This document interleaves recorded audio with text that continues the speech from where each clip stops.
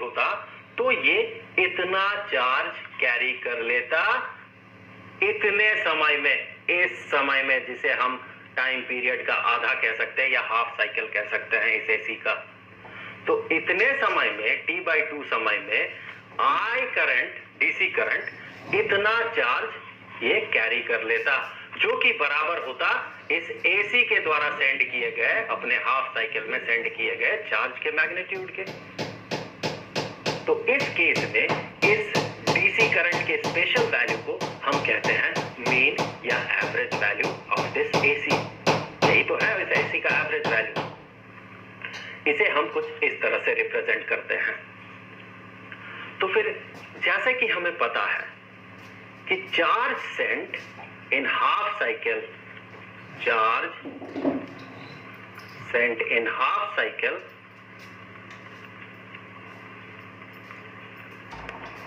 Bye alternating current, ये बराबर होता है maximum current into time period of this wave या of this AC cycle divided by pi के।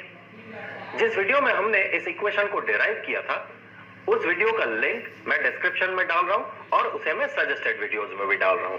टॉप राइट कॉर्नर के इस सजेस्टेड वीडियोस के आइकन को क्लिक करके आप उस वीडियो को देख सकते हैं।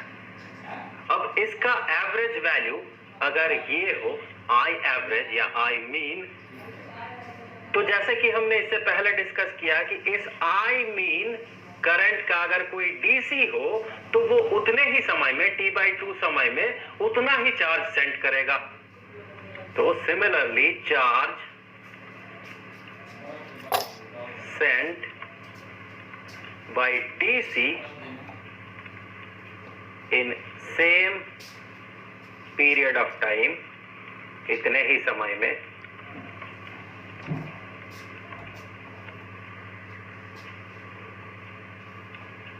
इसे भी हम Q ही कहेंगे। That should be equal to, चूंकि इस केस में करंट कांस्टेंट है, देखिए करंट का जो वैल्यू है ये वैल्यू ये कांस्टेंट है, ये कांस्टेंट करंट जिसका मैग्नीट्यूड है ये आई मीन या एवरेज करंट या mean current. So constant current में हमें पता है कि charge sent is equal to current into time. यहां पर टाइम कितना है, यहां पर टाइम है T/2। सो T/2 टाइम में डीसी का ये मैग्नीट्यूड इतना ही चार्ज सेंड कर रहा है। सो यहां पर हम कह सकते हैं charge sent by DC in the same time that is T/2 is equal to the constant current, जो कि इस एसी के लिए मीन करंट है और डीसी के लिए ये कांस्टेंट करंट है, into half of the time period इस एसी का। तो फिर इन दोनों को जब हम इक्वेट करेंगे, इन दोनों इक्वेशंस को, तो ये मान ले इक्वेशन 1 है और ये इक्वेशन 2 है। तो फ्रॉम इक्वेशन 1 एंड 2 हम कह सकते हैं कि average value of this AC या mean value of this AC into half of the time period is equal to maximum value of current into time period divided by pi.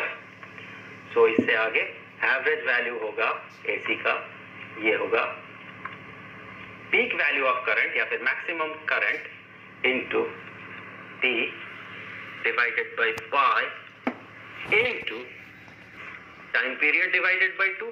सो ये divided by 2 जो है ये denominator का denominator, इसे हम numerator में भेज सकते हैं। सो इनटू 2, यहां पर न्यूमरेटर और डिनोमिनेटर से T और T कैंसल आउट हो जाएगा और हम कह सकते हैं कि mean value of AC is equal to 2 into peak current या maximum current divided by pi. अब जब इसे इवैल्यूएट करेंगे तो आप पाएंगे कि एवरेज वैल्यू या mean value of this AC is equal to 0.636 into maximum current of this AC।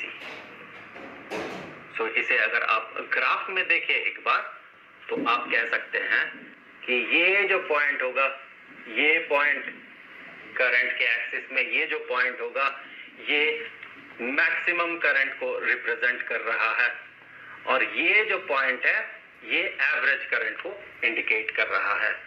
तो मैं इसे थोड़ा इधर आगे बढ़ा देता हूं। सो ये अगर x होगा ये, तो ये वैल्यू होगा 0.636 इंटू एक्स। सो किसी एसी का अगर पीक करंट, मैक्सिमम करंट ये मान ले कि 10 एम्पियर होता है, तो इसका जो एवरेज वैल्यू होगा इस एसी का, ये एवरेज वैल्यू होगा 6.36 एम्पियर।